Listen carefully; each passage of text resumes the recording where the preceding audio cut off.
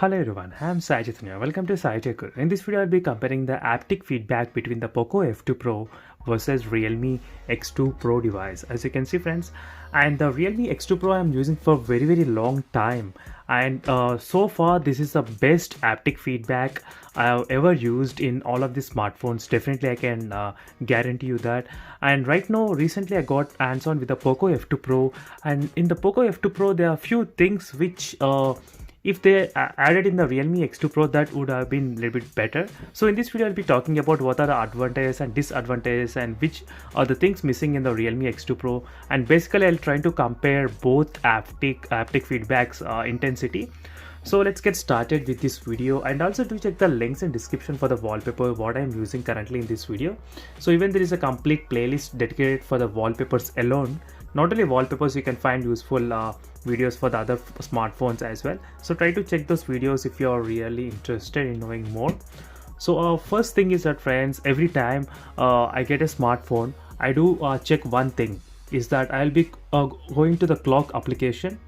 This can be a little bit kind of silly, but definitely I do test every time in any smartphone. I'll go to the clock and I'll set an alarm. When you're scrolling to the time, you can feel the haptic feedback when you hold your device.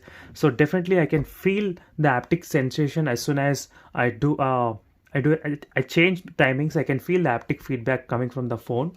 So whereas in the Realme X2 Pro, the haptic feedback is a little bit stronger, so slightly stronger than the POCO F2 Pro device. So right now I'm using in the POCO F2 Pro device. I'm not sure whether you will hear this sound or not. So let me try to show you.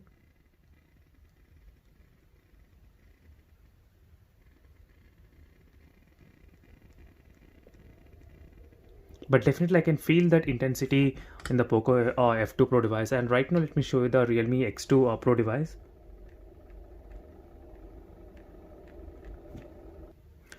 And here is the Realme X2 Pro sound.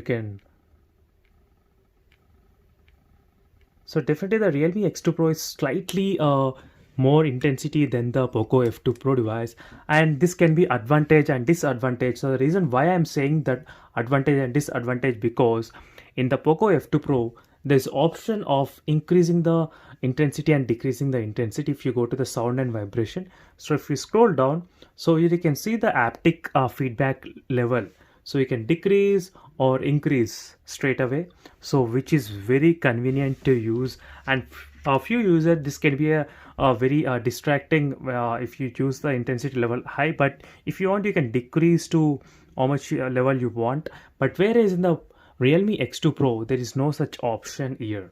So you basically get only one option, that to vibrate on touch. That's it. So there is no other option to select the intensity of the vibration in the Realme X2 Pro. So maybe this can be a software thing which can be Realme implement in the next update. So where you can get this kind of level where you can increase and decrease the haptic feedback. Definitely, friends, this makes a lot of sense when you're using WhatsApp and typing a lot of text and replying a lot of mails. I can feel the haptic feedback in this both smartphones.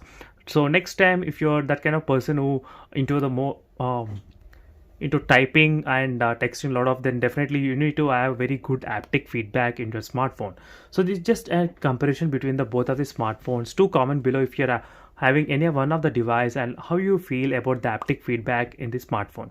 So see you in the next video, friends. For more videos, do subscribe Sai Tech Guru. So that's it for this video. Until then, bye.